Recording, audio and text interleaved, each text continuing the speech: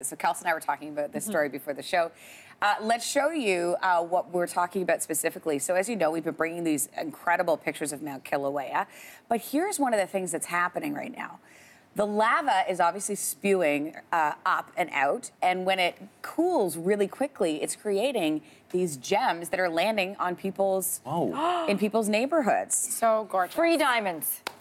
Or whatever olivine, I believe. Wow. I mean, that would be beautiful in jewelry. Yeah. In Yeah. ring. Great earrings.